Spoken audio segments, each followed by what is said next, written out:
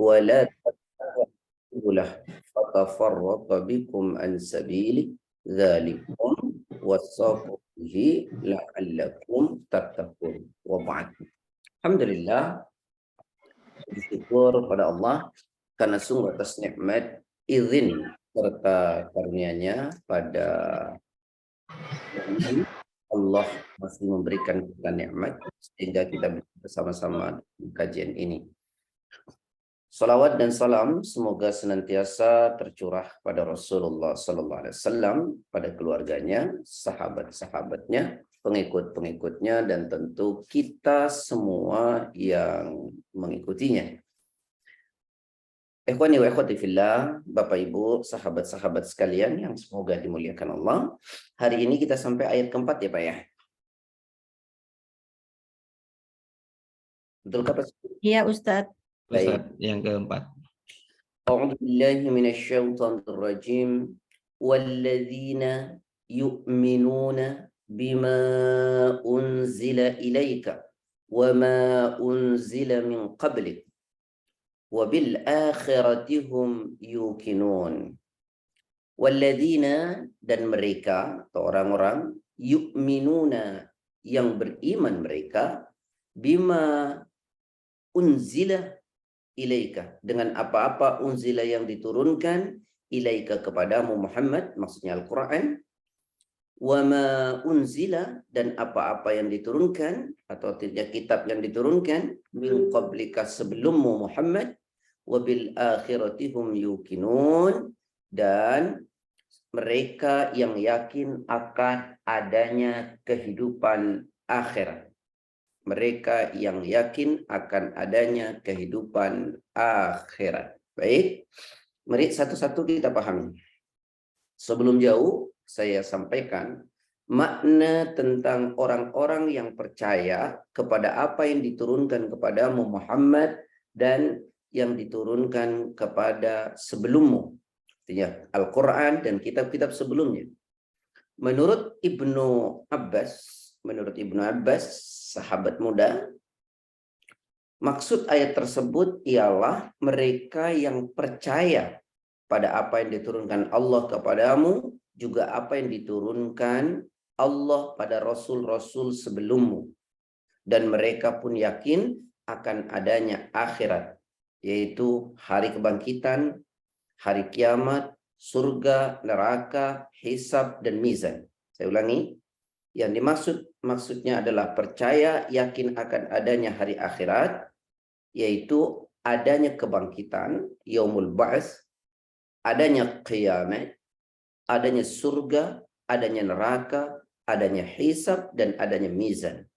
Ini menurut Ibnu Abbas.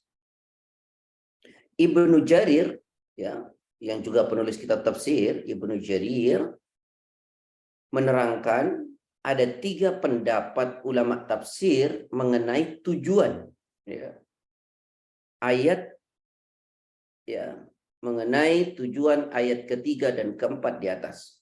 Ya, ayat ketiga yang kemarin saya jelaskan dan ayat keempat ini menurut Ibnu Jarir ada 3 pendapat ulama tafsir mengenai tujuan ayat yang ketiga dan keempat.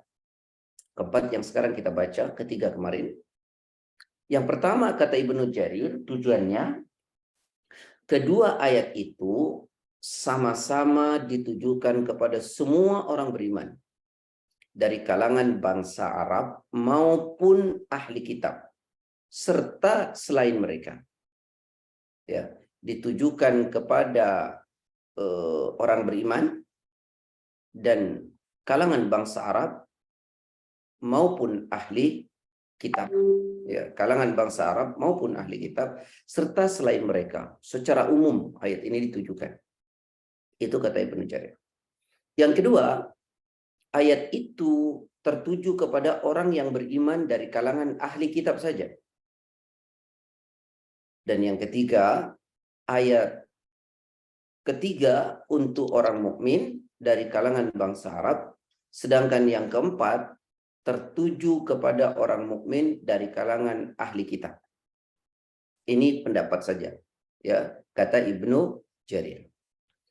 Baik, dari mana pendapat ini? Beliau sampaikan dari ulama, sandaran dalilnya adalah Al-Quran surat 3 ayat 199. Wa inna min ahlil kitabi laman yu'minu billahi wa ma unzila ilaikum wa ma unzila ilaihim khashi'ina lillah. Monggo.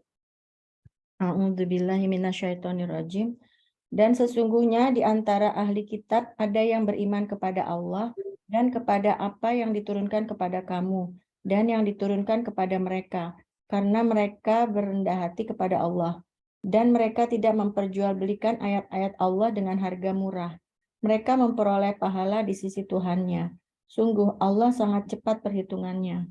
Nah, wa inna min ahli kitab, dan sesungguhnya di antara ahli kitab, ya ahli kitab, lamay yu'minu billahi, ya ada yang beriman kepada Allah, wa ma unzila ilaikum, ya dan juga beriman kepada apa yang diturunkan kepadamu, Al-Quran, wa ma unzila ilaihim, dan apa yang diturunkan kepada mereka, Injil, Zabur, Taurat, khasyi'ina lillah, sedang mereka berendah diri di hadapan Allah. Jadi ini yang dijadikan dasar bahwa dari kalangan ahli kitab itu ada yang beriman kepada Allah, beriman kepada Quran, ya juga beriman dengan apa yang diturunkan kepada mereka, Injil, Zabur, Taurat, ya, dan mereka berendah diri. Maka kalau kita lihat di zaman Nabi, yang menunjukkan agar Nabi jangan terus dalam perjalanan menuju Syam, itu adalah seorang pendeta yang beriman kepada Allah, beriman kepada kitab mereka, Injil, bukan yang sekarang, yang sudah dirubah ya. Dan kemudian mereka tahu akan datangnya Rasulullah SAW, maka mereka memberi nasihat agar Rasulullah SAW kembali karena sedang dicari oleh orang Yahudi. Ya, begitu juga pendeta Bukhairah, pamannya Khadijah. Ketika Rasulullah SAW mendapat wahyu pertama di Gua Hira dalam keadaan dingin, maka pendeta Bukhairah lah yang mengatakan bahwa itu adalah seorang Rasul. Nah, berdasarkan ini sebenarnya ahli kitab itu ada yang beriman kepada Allah, juga beriman kepada kitab yang diturunkan kepada Nabi, dan juga beriman ya kepada kitab-kitab yang diturunkan kepada mereka. Itu dalil yang pertama. Dalil yang kedua, dalam ayat ini ya, dalam pendapat tadi itu dikuatkan dengan Al-Quran surat Al-Qasas ya. Coba lihat. Surat Al-Qasas ayat 52 sampai 54. Monggo.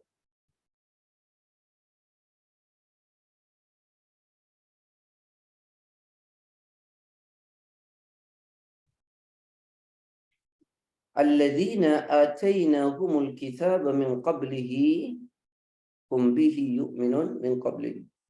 Wa idza yutla 'alaihim qalu amanna bihi innal haqqu min rabbina inna kunna min qablihi muslimin. Ulaika yu'tuna ajrahum marrataini bima sabaru wa yadra'una bil hasanati sayyiati wa mimma razaqnahum yunfiqun. Surat Al-Qasas ayat 52, 53 sampai 54.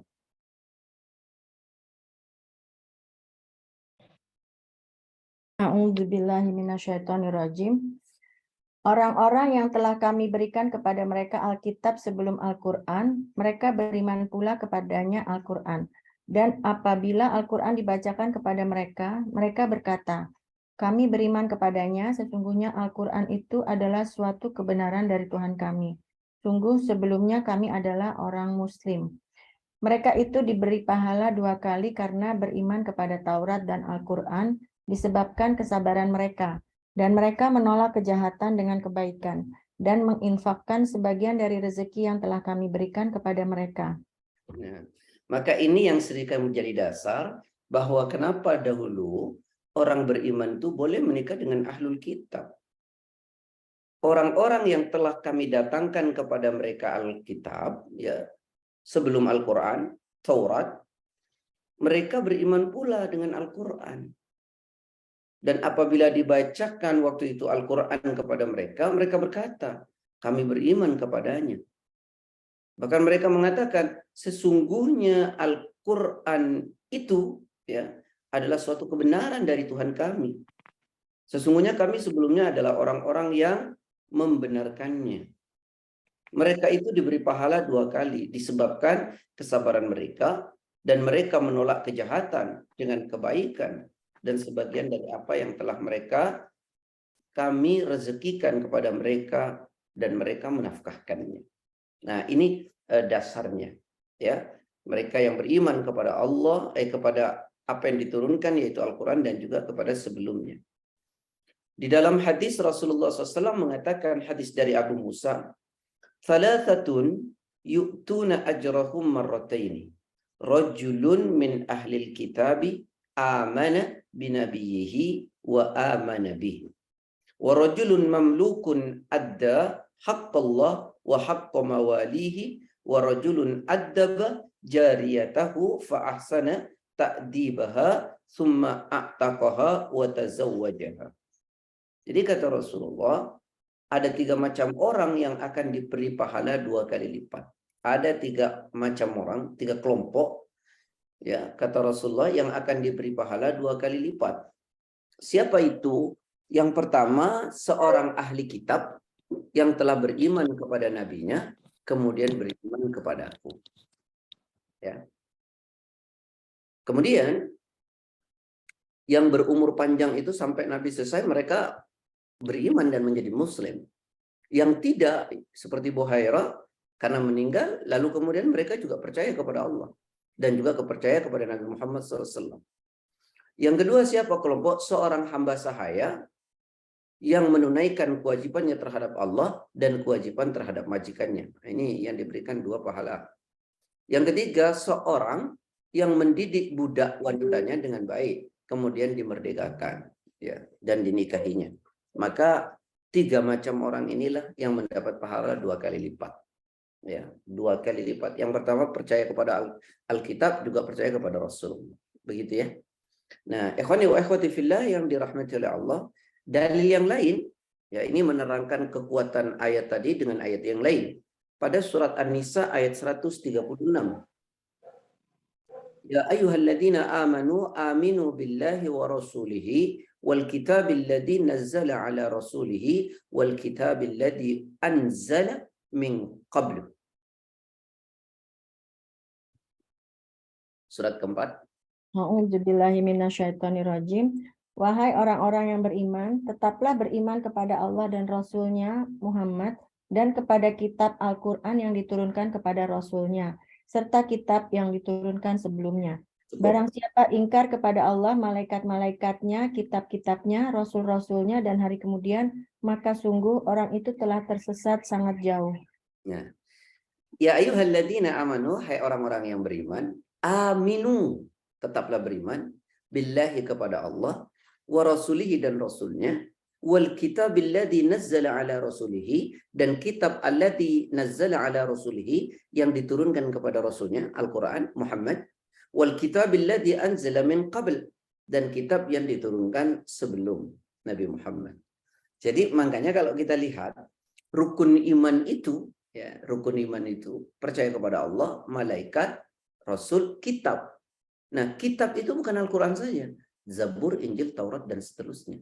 Sampai dikatakan, wa may yakfur billah, siapa dia ingkar kepada Allah, ya, wa may yakfur billahi, siapa dia ingkar kepada Allah, ya, lalu kemudian ingkar kepada Rasul, ingkar kepada kitab-kitab, maka mereka telah tersesat, kata Allah, ya. Jadi kalau mereka ingkar kepada Allah, ya, ingkar termasuk kepada kitab-kitab, ya, ya, itu ingkar kepada Allah, ingkar kepada malaikat, dan ingkar kepada kitab-kitab, bukan hanya kepada Quran. Injil, Zabur, Taurat dia ingkar bahwa itu dikatakan tidak ada dan dia tidak percaya. Juga ingkar kepada Rasul, ingkar kepada hari akhir, faqad dhalla dhalalan ba'ida. Maka sungguh telah tersesat dengan kesesatan yang sangat jauh. Jadi orang yang nggak beriman kepada Al-Quran atau iman kepada Quran tapi tidak beriman kepada kitab-kitab selanjutnya sebelumnya, maka dia tersesat kata Allah. Nah, jelas ya? Baik. Mari kita lihat juga penegasan bahwa kita harus beriman kepada Al-Quran dan kitab sebelumnya. Ya, ada dijelaskan pada surat Al-Ankabut surat 29 ayat 46. Surat 29 ayat 46. Wa qulu amanna billadzi unzila ilaina wa unzila ilaikum wa ilahuna wa ilahukum. Monggo. A'udzubillahi minasyaitonirrajim. Dan janganlah kamu berdebat dengan ahli kitab, melainkan dengan cara yang baik, kecuali dengan orang-orang yang zalim di antara mereka. Dan katakanlah, kami telah beriman kepada kitab-kitab yang diturunkan kepada kami dan yang diturunkan kepadamu. Tuhan kami dan Tuhan kamu satu, dan hanya kepadanya kami berserah diri. Dan janganlah kamu berdebat dengan ahli kitab.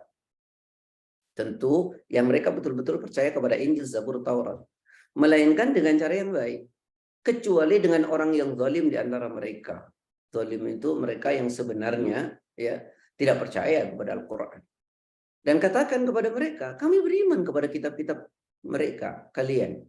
Yang diturunkan kepada kami. Dan yang diturunkan kepadamu. Tuhan kami dan Tuhan kamu adalah satu. Dan kami hanya kepadanya berserah diri. Nah, ini jelas ya bahwa semuanya itu dari Allah. Ya, semuanya itu dari Allah. Kemudian ada penyelewengan nanti persoalan lain, ya, persoalan yang berbeda. Bahwa intinya kita sebagai orang Muslim mesti percaya kepada Quran, ya, mesti percaya kepada kitab-kitab yang diturunkan sebelum Al-Quran, ya, sebelum Al-Quran. Dalam sebuah hadis dikatakan, "Idza haddatsakum ahlul kitab, fala tukadzibuhum, wala tusaddiquhum." Walakin qulu amanna billadzi unzila ilaina wa unzila ilaikum. Nah ini, jika ahli kitab bercerita kepada kalian, jangan kalian dustakan mereka, jangan pula kalian percaya kepada mereka. Ya. Melainkan katakan kami beriman kepada apa yang diturunkan kepada kami dan apa yang diturunkan kepada kalian. Karena apa Nabi mengatakan begitu? Karena waktu itu banyak orang ahli kitab yang kemudian menyelewengkan isi. Ya. Karena sebagian masih banyak yang benar, lurus, dan sebagian lagi mereka selewengkan. Cukup kami katakan, kami beriman kepada kitab-kitab kalian. Kami juga beriman kepada kitab kami. Ya, sudah cukup. Karena perdebatan juga tidak akan menyelesaikan. Nah, kemudian, dalam dalil yang lain, bahwa kita harus percaya kepada Quran dan kitab sebelumnya, baca Al-Baqarah 285. Amanar rasulu bima unzila ilaihi min rabbih wal mu'minun kullun amana billahi wa malaikatihi wa kutubihi wa rusulihi la nufarriqu baina ahadin min rusulihi. 285.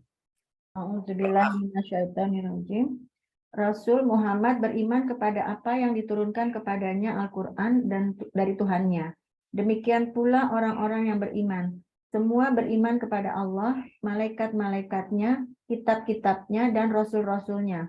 Mereka berkata, kami tidak membeda-bedakan seorang pun dari rasul-rasulnya. Dan mereka berkata, kami dengar dan kami taat. Ampunilah kami ya Tuhan kami dan kepadamu tempat kami kembali. Rasul telah beriman kepada Al-Quran yang diturunkan kepadanya dari Tuhannya. Demikian pula orang-orang yang beriman, semuanya beriman kepada Allah, malaikat-malaikatnya, kitab-kitabnya. Tidak hanya Al-Quran, kitab-kitabnya. Dan rasul-rasulnya. Bukan hanya Rasulullah. Isa, Musa, dan seterusnya. Dan mereka mengatakan, kami tidak membeda-bedakan antara seorang pun dengan yang lain dari rasul-rasulnya. Begitulah orang beriman. Percaya kepada Al-Quran, percaya pada kitab sebelumnya, percaya kepada Rasul dan seluruh Rasul-Rasul yang diutus oleh Allah. Nah, begitu ya. Jadi ini hujjah ya, bahwa orang beriman, orang bertakwa itu percaya kepada Quran dan juga percaya pada kitab-kitab yang diturunkan sebelum Al-Quran. Ya. Nah, sekarang muncul pertanyaan. Ini mohon maaf ya, bukan ngetes ya, tapi tanya saja. Kira-kira kitab yang diturunkan sebelum Al-Quran itu apa saja? Zabur, Taurat, Injil, dan suhuf-suhuf yang lain. Nah, baik. Jadi tidak hanya Taurat, Zabur, Injil, tetapi juga ada suhuf Ibrahim, ya, ada suhuf Musa. Mari satu-satu kita lihat. Kita percaya kepada Taurat. Di mana keyakinan kita percaya kepada Taurat? Bukalah Al-Quran surat 2 ya, ayat 53.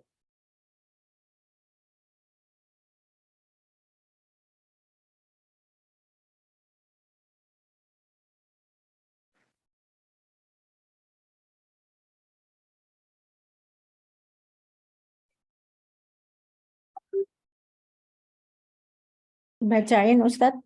Ya, enggak. Auzubillahiminasyaitonirrajim.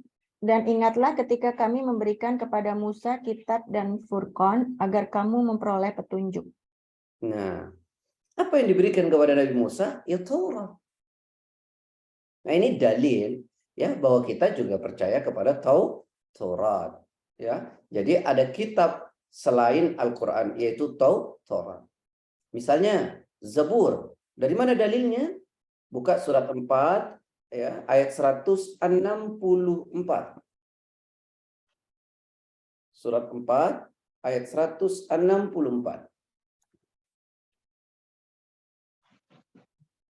Wa rusulan qad qasasna 'alaika min qablu wa rusulan lam naqsushum 'alaika wa kallamallahu Musa taklima. Monggo.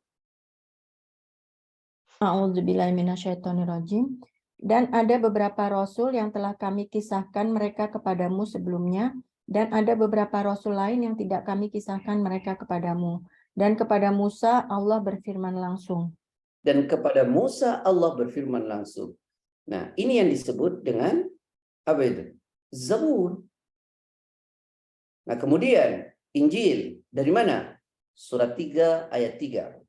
Ini saya harus jelaskan nama-nama Quran, kitab yang juga dijelaskan dalam Al-Quran. Monggo, surat 3 ayat 3.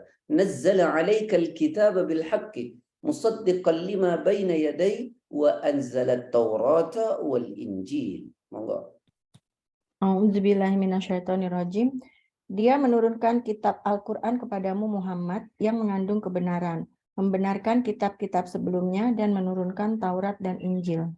Nah, nazzala 'alaikal kitab, dia telah menurunkan Al-Quran alaika kepada Muhammad bil haqqi, dengan sebenarnya. Musaddiqan, yang membenarkan, lima baina yadai, ya, kitab yang telah diturunkan sebelumnya. Wa anzalat Taurat, dan Allah telah menurunkan Taurat, wal Injil, dan Injil. Jadi Quran ini benar, membenarkan kitab sebelumnya. Juga Allah telah menurunkan kitab yang lain, yaitu Taurat dan Injil. Jadi jelas ya, bahwa di dalam Al-Quran dijelaskan tentang Taurat dan Injil. Lalu suhuf-suhuf, seperti suhuf Ibrahim, suhuf Musa. Kita tahulah itu ya, Quran surat 87 ayat 14 sampai 19.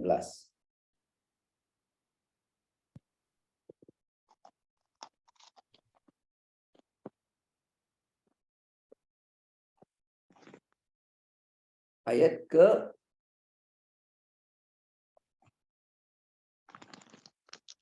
14 sampai 19.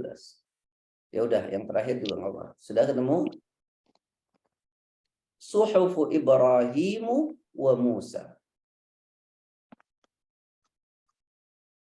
Ya, silakan. Dari 14 sampai 19. A'udzubillahiminasyaitonirrajim. Sungguh beruntung orang yang menyucikan diri dengan beriman dan mengingat nama Tuhannya lalu dia salat. Sedangkan kamu orang-orang kafir memiliki kehidupan dunia. Padahal kehidupan akhirat itu lebih baik dan lebih kekal. Sesungguhnya ini terdapat dalam kitab-kitab yang dahulu, yaitu kitab-kitab Ibrahim dan Musa. Nah, berarti Quran membenarkan kitab sebelumnya. Inna hadza la fi suhufil ula. Sesungguhnya ini benar-benar terdapat dalam kitab-kitab yang dahulu, yaitu suhuf Ibrahim wa Musa, yaitu kitab-kitab Ibrahim dan kitab Musa. Jadi selama ini kita hanya mengatakan Taurat, Injil, dan Zabur. Jadi ada suhuf Ibrahim wa suhuf Musa. Wallahu a'lam. Baik, yuk kita agak ke dalam sedikit, ya. Agak ke dalam sedikit, maksud saya kita percaya kepada Al-Quran dulu. Apa nama-nama dalam Al-Quran tentang Al-Quran? Jadi ketika Allah menyebutkan Quran dalam Al-Quran itu tidak selalu menggunakan kata Al-Quran.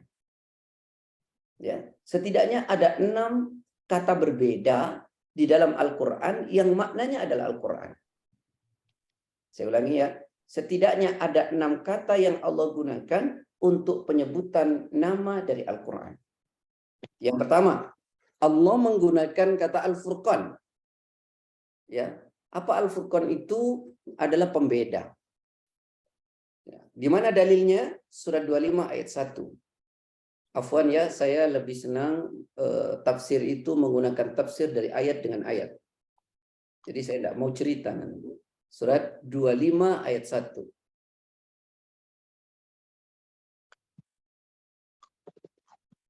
Tabarakalladzi nazzala al-furqan ala 'abdihi liyakuna lil 'alamin nadhira. Monggo.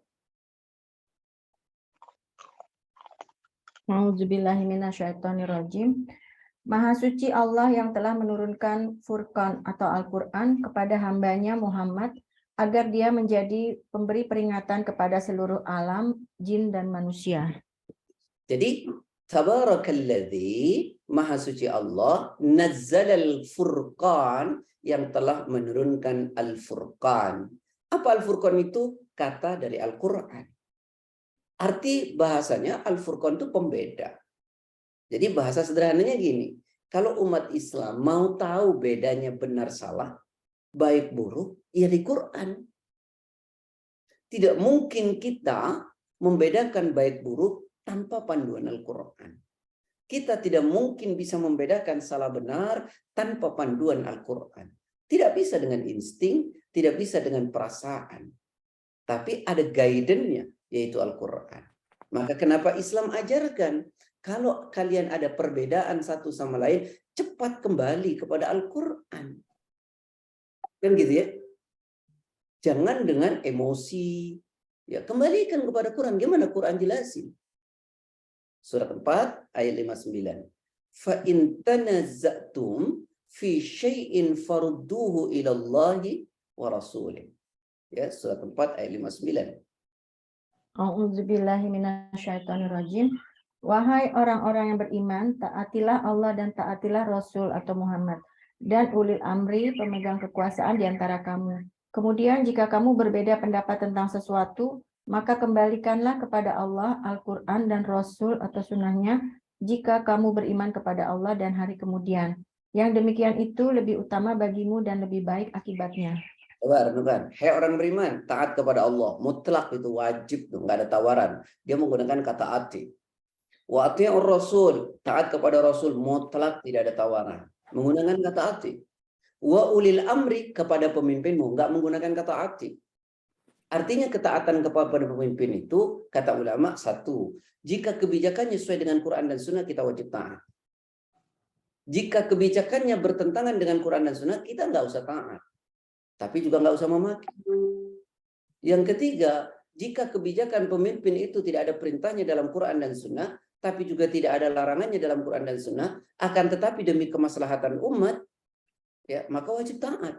Saya ulangi ya, kebijakan pemimpin itu tidak ada perintah dalam Quran, tidak ada larangan dalam Quran, akan tetapi demi kebaikan umat, maka wajib taat demi kemaslahatan, maksud saya. Contoh, berhenti di lampu merah, tidak ada perintah Quran, tidak ada perintah Sunnah, tapi itu demi kemaslahatan, maka wajib hukumnya taat umat Islam.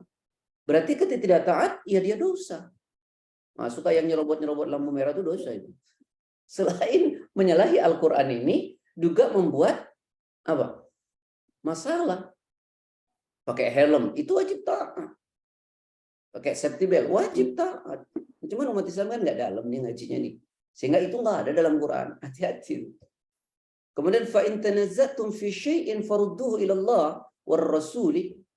Jika terjadi perbedaan pendapat di antara kalian, cepat dong kembali kepada Allah Al-Quran. Dan cepat dong kembali kepada Rasul As-Sunnah. In kuntum tu'minuna billahi wal yawmil akhir. Jika kalian betul-betul beriman kepada Allah dan hari akhir. Ya kalau nggak beriman kepada Allah dan hari akhir, pasti nggak kembali kepada Quran. Emosi, akal, perasaan, kebanyakan orang melakukan. Itu saja. Kembalinya kepada apa? Perasaan. Kembalinya kepada apa? Pada akal. Kembalinya kepada apa? Karena banyak orang melakukan. Kembalinya kepada apa? Pada prasangka. Nah, kita itu kalau ada perbedaan, kembalikan kepada Quran dan Sunnah. Nah, ini Furqan. Quran itu pembeda. Yang benar dan yang salah. Maka nama dari Al-Quran itu disebut kadang-kadang Al-Furqan. Nah, kadang-kadang juga disebut dengan Ad-Dikr. Ad-Dikr. Ya, surat 9, mohon maaf, surat 15 ayat 9. Al-Hijr. Surat 15 ayat ke-9. A'udzubillahi minasyaitonirrajim. Sesungguhnya kamilah yang menurunkan Al-Quran, dan pasti kami pula yang memeliharanya. Coba lihat kata-katanya, Qurannya. Dalam redaksi dasarnya. Inna nahnu sesungguhnya kami nazzalna telah menurunkan ad-dikrah. Di mana apa tuh? Al-Quran. Wa inna lahu lahafizun, dan sesungguhnya kami benar-benar akan memeliharanya. Jadi ad-dikr itu maknanya Al-Quran. Apa makna bahasanya? Ad-dikr itu pengingat. Jadi agar kita selalu diingatkan, banyak baca Quran. Karena Quran itu berfungsi sebagai pengingat. Awakmu keliru loh. Ini salah loh. Gitu. Di mana itu ketemunya? Ya di Quran. Inna nahnu sesungguhnya kami nazzalna telah menurunkan ad-dikrah Al-Quran. Makna literalnya adalah pengingat. Dan Allah juga yang akan menjaganya. Jadi nama lain dari Al-Quran itu ad-dikr. Sebagai pengingat. Oh ternyata Qurannya menurunkan Allah. Dan Allah juga yang menjaganya. Ya, tapi catat baik-baik. Catat baik-baik. Tidak ada jaminan dalam Quran bahwa Al-Quran terjaga di Indonesia. Saya ulangi. Memang Allah yang akan menjaga Quran. Karena Allah yang menurunkan. Makanya sedikit saja ada pemalsuan dalam kata Al-Quran, itu akan ketahuan. Tapi tidak ada jaminan bahwa di Indonesia akan terjaga. Ya, betul enggak? Makanya kita belajar tafsir. Tidak ada jaminan. Seperti yang terjadi di mana? Di Andalus, Spanyol, Sevilla. Bagaimana ditaklukkan oleh Tariq bin Ziyad, Islam begitu luar biasa, Al-Quran terjaga di sana, tapi kemudian sekarang bagaimana? Enggak ada. Ya Allah yang akan menjaga Quran, tapi tidak ada jaminan kalau di Indonesia ini terjaga. Maka kita harus mempelajari Quran. Dan kita masih tahu nih, Rasulullah pernah gelisah, risau dengan umatnya yang tinggalkan Quran. Dan ternyata kerisauan Rasul 1430 tahun lalu. Dan ini menjadi doa Rasul dan kemudian diabadikan dalam Quran. Surat berapa? Surat 25 ayat 30. Wa qala ar-rasulu ya rabbi inna qaumi ittakhadhu hadzal qur'ana mahjura. A'udzubillahi minasyaitonirrajim. Dan Rasul Muhammad berkata, ya Tuhanku, sesungguhnya kaumku telah menjadikan Al-Quran ini diabaikan. Nah, ini kegelisahan kan? Ini doa Nabi. Berkata Rasul, ya Tuhanku, berarti doa kan? Sesungguhnya kaumku menjadikan Al-Quran ini sesuatu yang tidak lagi tidak diacuhkan, dicuekin Quran. Kata Syekhul Islam, Imam Ibn Taimiyah, kata mahjuro, ya, orang yang tak peduli sama Quran itu siapa? Satu, kata beliau, wa man lam yaqra al-Quran faqad hajara, adalah mereka yang nggak baca Quran. Jadi orang Islam kalau nggak baca Quran, nggak suka baca Quran, itu termasuk ayat ini. Mengabaikan Quran. Orang Islam nggak baca Quran, itu termasuk orang yang mengabaikan Quran. Yang kedua, kata Imam Ibn Taimiyah, wa man qara'al Quran wa lam yatadabbar ma'ani faqad hajara. mereka baca Quran, tapi tidak berusaha memahami kandungan Quran, itu termasuk orang yang mengabaikan Quran. Makanya kita belajar tafsir ya Pak ya, ya Ibu ya, agar kita tidak terkena ayat ini. Jadi karena orang yang baca saja, tidak berusaha memahami, itu termasuk orang yang mengabaikan Quran. Yang ketiga, waman qara'al Quran wa yatadabbar ma'ani wa lam ya'mal bima fi. Dia baca Quran, dia pahami Quran, tapi dia tidak amalkan Quran. Maka itu juga termasuk orang yang mengabaikan Quran. Nah, mudah-mudahan kita tidak termasuk ini. Makanya kita berusaha baca, kita berusaha memahami dengan belajar tafsir, dan kita akan sekuat tenaga untuk mengamalkan apa yang sudah kita pahami. Baik, nama lain dari Al-Quran apa? Al-Kitab. Ya, Al-Kitab. Jadi kalau ada al-nya kitabnya itu maknanya adalah Al-Quran. Itu namanya, ma'rifat. Kalau nggak ada al-nya kitab saja, itu maknanya bisa Injil, Zabur, dan Taurat. Itu namanya nakira dalam bahasa Arab. Dari mana? Dalam Al-Quran bahwa Alkitab itu makna Al-Quran, surat 44 ayat 1 sampai 3.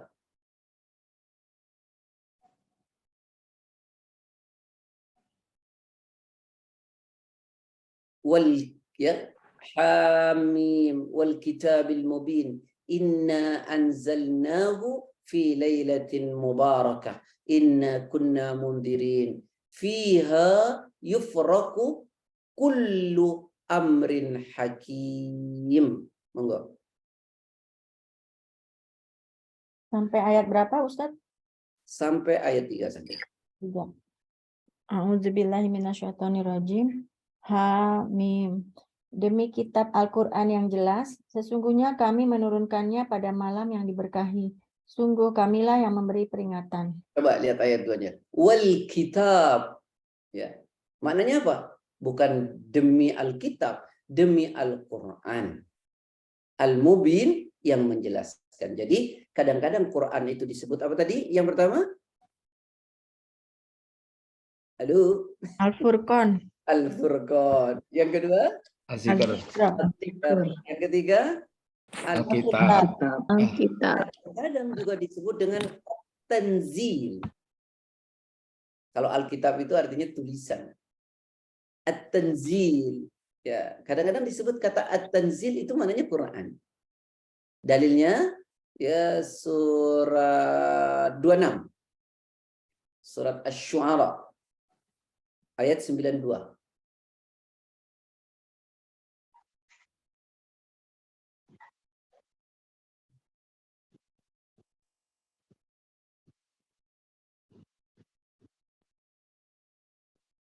Ayat 92, Ustaz. Ya. A'udzubillahi minasyaitonirrajim. Dan dikatakan kepada mereka, di mana berhala-berhala yang dahulu kamu sembah. Loh, kok salah ya? Saya lupa itu.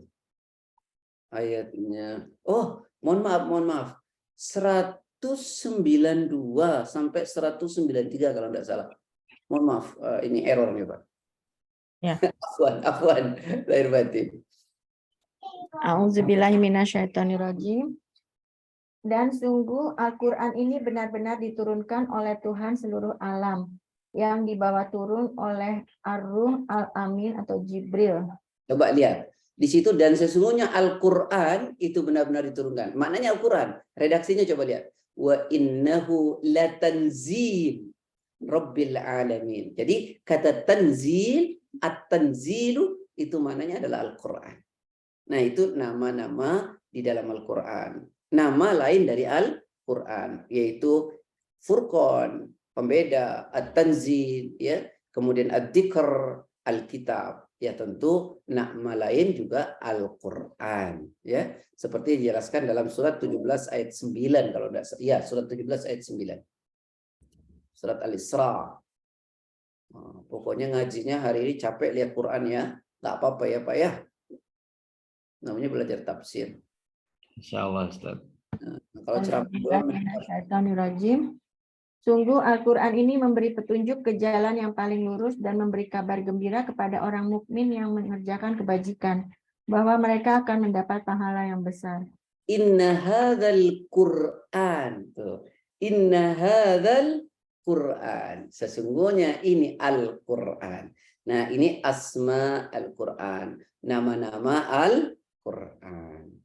Sekarang mari kita lihat sifat dari Al-Quran. Sifatul Quran. Ya. Sifat-sifat Al-Quran. Kalau tadi nama dari Al-Quran. Sekarang sifat dari Al-Quran. Quran itu sebagai apa sih? Gitu ya. Yang pertama, Quran itu sebagai cahaya. An-Nur namanya. Itu sifatnya yang pertama. Quran itu sebagai cahaya atau An-Nur.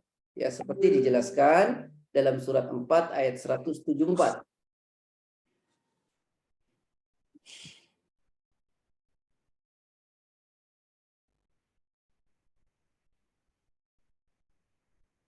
A'udzubillahiminasyaitonirrajim. Wahai manusia, sesungguhnya telah sampai kepadamu bukti kebenaran dari Tuhanmu, Muhammad dengan mukjizatnya, dan telah kami turunkan kepadamu cahaya yang terang benderang atau Al-Quran. Ya ayuhan nas, hai manusia, qad ja'akum, sungguh telah datang kepada kalian burhan, bukti, min rabbikum, dari Rabb kalian, wa anzalna ilaikum, dan sungguh telah kami turunkan kepada kalian nur, ya, nuron mubina, cahaya yang terang benderang. Itu sifatnya Al-Quran. Artinya Quran itu memberi cahaya. Jadi kalau kita pengen hidup kita terang dalam hidup ini, jelas tuh jalan, terang semua, itu dengan Quran. Tanpa Quran seperti kita berjalan dalam kegelapan. Hidup dalam kegelapan. Tidak ada panduan. Jadi sifat Al-Quran itu adalah cahaya. Nah ini. Maka kalau kita hidup pengen hidup dengan cahaya yang terang, kita bisa berjalan dengan benar dalam kehidupan ini, pegang Quran. Ya, pedomani Al-Quran. Quran itu adalah cahaya yang terang benderang. Kalau orang nggak pakai Quran, ya seperti hidup dalam kegelapan. Semuanya jadi boleh. Ya, seolah-olah tidak ada aturan dalam hidup ini. Gitu ya, Pak ya? Sifat yang kedua apa? Quran itu sebagai petunjuk. Hudan. Ya. Sebagai apa? Petunjuk. Kemarin sudah kita pahami ya ayatnya ya. Hudan. Atau dalam surat yang lain deh. Surat 10 ayat 57.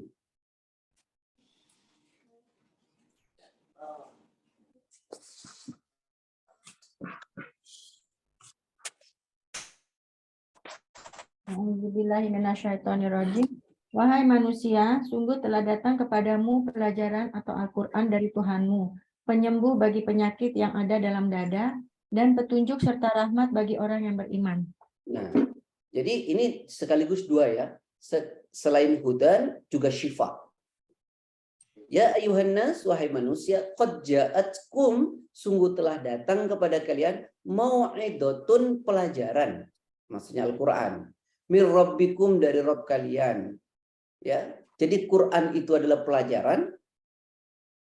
Min rabbikum, dari Rabb kalian. Wa syifa'un lima fi sudur, dan Quran itu juga obat terhadap penyakit yang ada dalam dadamu. Jadi Quran itu pelajaran. Yang kedua, Quran itu adalah obat. Yang ketiga, wahudan, petunjuk. Ya. Dan yang keempat, rahmat. Itu tiga sekaligus. Jadi Quran petunjuk, Quran pelajaran, Quran obat, Quran petunjuk, dan Quran rahmat. Ini sifat-sifatnya Al-Quran. Ya. Jadi Quran itu juga obat ya buat penyakit yang ada dalam dada kita. Kemudian Quran itu petunjuk. Kalau kita mau cari petunjuk yang benar, ya dalam Al-Quran. Kalau kita ingin cari pelajaran, ya dalam Quran. Ya. Dan seterusnya. Nah, itu fungsi Al-Quran. Ya, fungsi Al-Quran. Ya, banyak sekali ya sifat-sifat dalam Al-Quran. Saya tidak sebutkan satu-satu, nanti kecapean lihat ayat-ayatnya. Baik, kemudian muqtadayatul iman bil kitab. Ya, bagaimana tuntutan bagi orang yang percaya kepada Al-Quran. Tuntutan kita yang percaya kepada Quran itu bagaimana? Yang pertama, ma'iyatul Quran. Kita mesti hidup bersama dengan Al-Quran. Terus ke belakang nggak usah. Apa yang dimaksud hidup bersama dengan Al-Quran? Yang pertama, tilawah. Hendaklah Quran itu dibaca. Arti banget tuh semut. Kemudian, tadabbur. Hendaklah Quran itu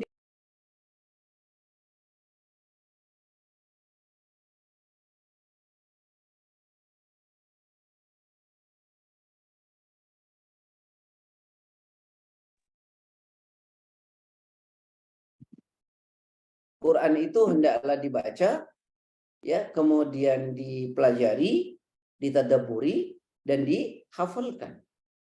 Itu namanya akrab dengan Quran. Tarbiyatun nafsi wa al-ahli bil Quran. Hendaklah didik diri kita dan keluarga kita dengan Quran. Hendaklah didik kita dan keluarga kita itu dengan Al-Quran. Gitu ya. Itu apa namanya tuntutan bagi kita orang yang beriman kepada Al-Quran.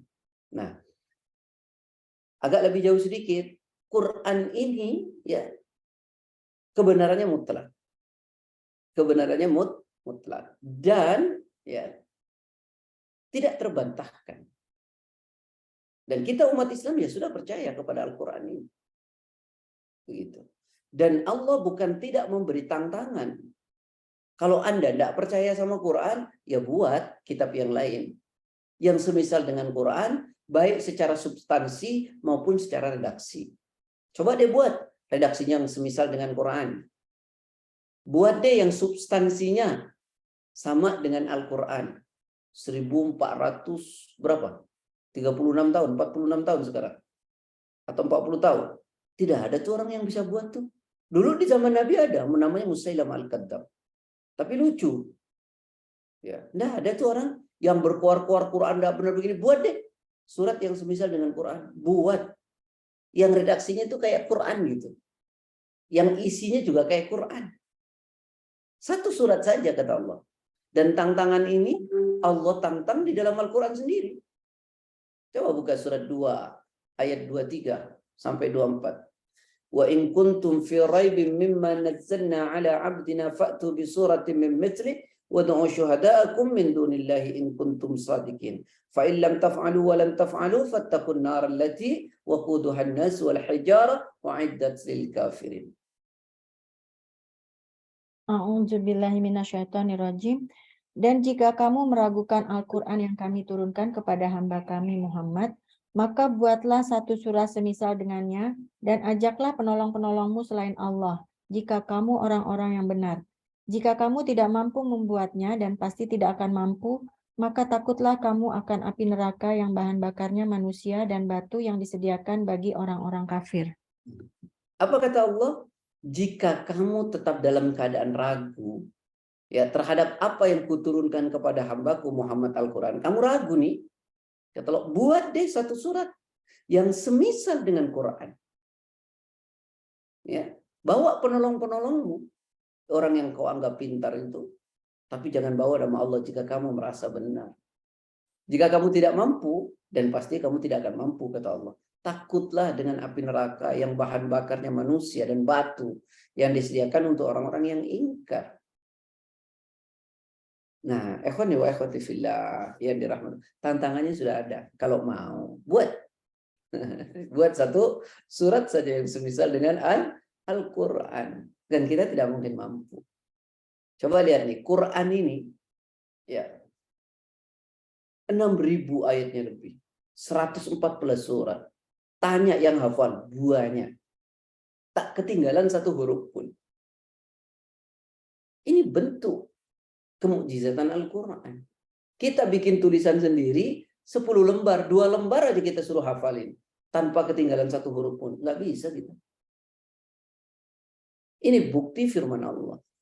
Al-Quran ini ribuan ayat. Tapi orang yang hafal banyak.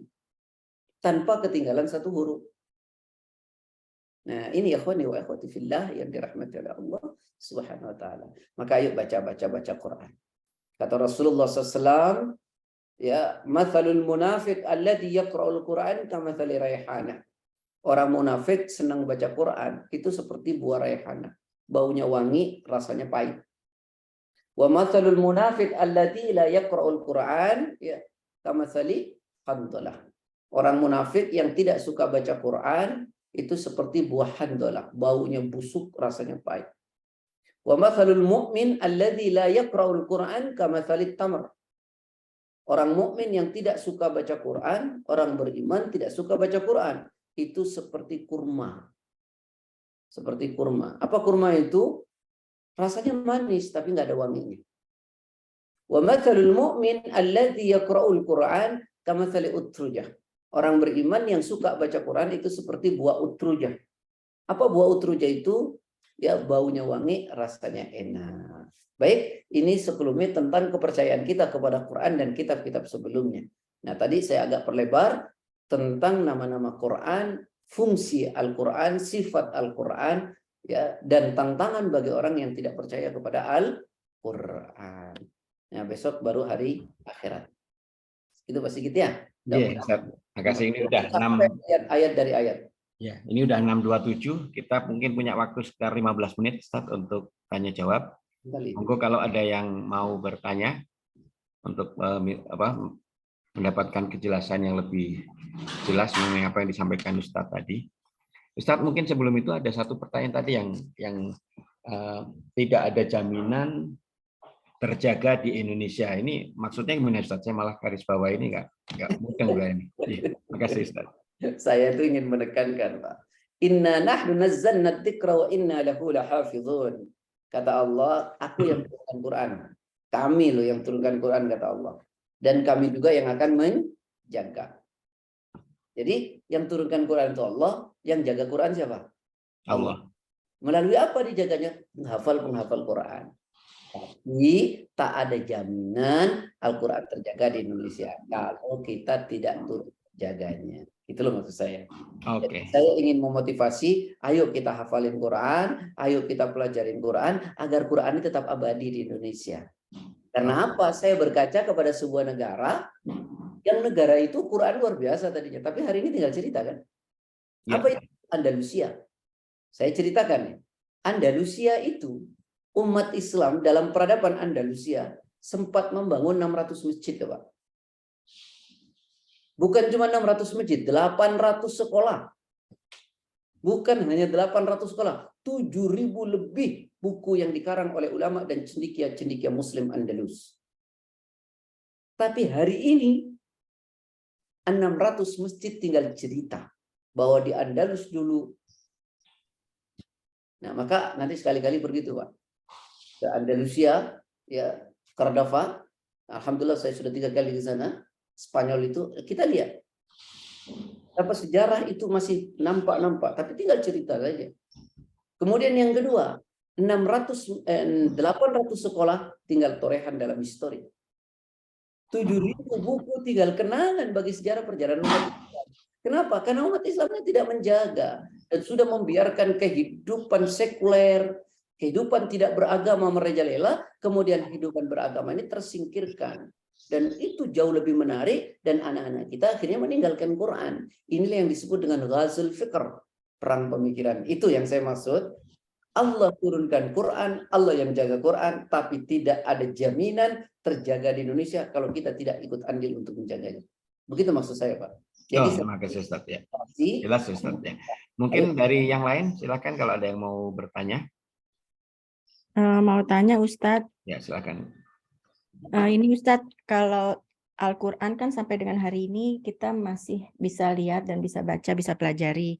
Sedangkan kitab-kitab yang terdahulu itu kan sudah tidak ada, bahkan kalaupun misalnya ada seperti Injil itu sudah tidak dijamin keasliannya. Nah, sementara ini bagaimana cara kita mengimplementasikan iman kepada kitab-kitab yang terdahulu kalau kita aja nggak pernah lihat seperti apa kitab-kitab itu. Jadi hanya percaya berdasarkan apa yang tercantum dalam Al-Quran. Nah, sementara ini juga ada seorang ustazah yang seringkali memberikan tausiah atau menyampaikan mengenai perbandingan antara apa yang ada dalam Al-Quran dengan apa yang ada dalam Injil. Jadi istilahnya kristologi ya. Nah, seberapa perlu sih kita mempelajari kristologi itu untuk sekedar menambah keyakinan kita akan kebenaran Al-Quran Al-Quran atau memang kita perlu sekali-sekali untuk mempelajari kitab-kitab lain seperti itu? Terima kasih Ustaz. Qurannya aja belum dihafal. Ya justru itu, makanya saya pikir Qurannya aja kita masih keteteran. Belajar Quran aja baru tafsir ayat 4. Sudah mau belajar Injil. Enggak lah. Jadi Injil, Zabur, Taurat itu cukup kita yakini saja, percaya bahwa Allah menurunkan kitab itu sebelumnya. Dan penyempurnanya adalah Quran. Kalau ada yang sempurna, ngapain kita pelajari? Cukup kita percaya bahwa dulu ada Injil, ada Zabur, ada Taurat. Itu kitab yang diturunkan oleh Allah melalui informasi Al-Quran. Dan apa sekarang yang kita perlu pelajari? Ya Al-Quran itu sebagai penyempurna. Gitu. Kalau sudah disempurnakan, ngapain? Belajar yang tidak sempurna. Kan begitu. Nah, sejauh mana kita mau belajar Injil sekarang? Buat apa? Buat apa? Apa tujuan kita belajar Injil, belajar kitab Injil Bible sekarang? Apa tujuan kita? Nggak usah. Quran aja nggak dipahami semua kok. Sudah mau belajar kristologi dan seterusnya. Untuk berdebat. Islam tuh nggak ngajarin debat. Keyakinan itu tidak bisa dipaksa. Anda percaya, Anda ikuti. Anda tidak percaya, ya sudah. Kelar. Nah, kalau menurut saya jangan buang-buang waktu lah ya. Wallahu a'lam. Ya Ustadz, syukron. Ya, jelas Bu Anita ya. Ya, terima kasih. Oke, mungkin di belakang Nita ada lagi yang ingin bertanya. Silakan. Hari ini kajian Cukup berat Ustaz adanya. Dan juga cukup cepat ini. Kenapa? Karena saya hanya ingin dapat semua Pak tentang nama-nama Quran dan selainnya. Ini hanya sedikit yang saya bahas. Ya, ya. Ustadz, mungkin saya sedikit menambahkan apa yang disampaikan Bu Anita tadi. Kalau mengenai kisah-kisah Israiliyah itu gimana Ustadz ya? Kalau misalkan seperti Al-Kahfi itu kan di dalam Al-Quran tidak menyebutkan persis jumlahnya, tapi di dalam Israiliyah itu kan sebutin sampai nama-namanya dan juga nama anjingnya dan segala macam. Dan bahkan itu seperti yang makomnya Al-Kahfi di Jordania disebutin nama-namanya itu juga Ustadz. Mohon penjelasannya. Kita percaya dengan informasi Al-Quran menurut para mufassirin. Cerita-cerita Israiliyat tidak perlu kita gubris, ya, nggak perlu kita gubris. Jadi cukup percaya dengan apa yang diinformasikan Quran menurut pemahaman para ulama. Karena cerita-cerita Israiliyat ini banyakkan cerita dibuat-buatnya. Nah, cerita dibuat-buat itu kan repot. Akhirnya menyimpang dari kebenaran itu sendiri. Makanya Allah bilang tadi, jika ada perbedaan di antara kalian, udah cepat deh kembali kepada Quran dan hadis. Udah clear sudah itu. Ya. Kembali kepada Quran dan Sunnah. Tadi surat 459 ya. Kalau kita berdebat tanpa kembali kepada Quran dan Sunnah, nggak pernah selesai itu. Ya, jadi begitu saran saya. Wallahu a'lam. Makasih Ustaz. Mungkin yang lain, monggo. Kita masih punya waktu sekitar 10 menit lagi. Mungkin 2 pertanyaan masih bisa. Monggo, yang lain. Wah, repot nih tanya ini katanya. Hari ini teori belajarnya, Pak. Ya, monggo yang lain. Mbak Devi. Biasanya rajin tanya nih Mbak Devi. Belum sih kita. Oke, monggo ya. Tadi Ya, telat soalnya, maaf Pak Ustadz. Oh. Nanti mau minta. Saran saya, semua yang tadi saya sampaikan dihafal. Oke, Ustaz. Ya, ini kan mungkin budaya mencatat dalam kajian juga penting Ustaz ya, karena musibah terbesar dalam thalabul ilmi kan lupa Ustaz ya. Walaupun kita nanti juga ada rekaman videonya insya Allah, tapi ya kadang-kadang kita membuka lagi juga nggak punya waktu Ustaz.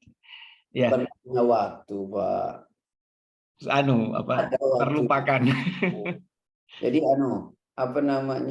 ikat ilmu itu dengan pena. Tanpa diikat dengan pena, ya akan lepas ilmu itu. Betul Ustaz. Oke, monggo yang lain. Kita masih ya 9 menit lah kurang lebih insya Allah. Siapa yang rajin nanya? Bu Kuki atau Pak Anto? Jangan dipaksa Pak. Siapa tahu malu-malu Ustaz. Apa enggak malu? Lanjut aja Ki. Lanjut. Monitor. Ya, oke, siap. Oke, kalau tidak ada yang bertanya mungkin kita akhiri aja Ustadz, karena kami tahu Ustadz ada kesibukan lain setelah ini. Baiklah Bapak Ibu yang dikasihi Allah, kita akhiri pertemuan kita pada pekan ini, dan insya Allah kita akan lanjutkan di pekan depan. Mungkin masih di ayat keempat Ustadz ya, sebenarnya belum selesai. Baiklah, mari kita tutup kajian kita dengan sama-sama membaca doa kafaratul majelis. Subhanakallah wa bihamdika asyhadu an la ilaha illa anta astaghfiruka wa atubu ilaik. Kami mohon maaf apabila dalam pelaksananya ada yang tidak berkenan, dan kami sampaikan terima kasih pada Ustadz yang telah menyampaikan materi dan juga Bu Nani yang telah menyediakan fasilitas Zoom kepada kita semua. Assalamualaikum warahmatullahi wabarakatuh. Waalaikumsalam warahmatullahi wabarakatuh. Terima kasih banyak Ustaz. Jazakallah khair. Semuanya. Assalamualaikum. Pamit ya. Nani jangan lupa rekamannya. Iya, iya. Jadi 3 minggu ini. Mohon maaf. Saya ada 3 ya. 3 ya. Mohon Di maaf YouTube ya. kan dulu biar ini. Ye. Belum dimatiin ya? Rekamannya belum dimatiin. Iya, iya. Belum ya.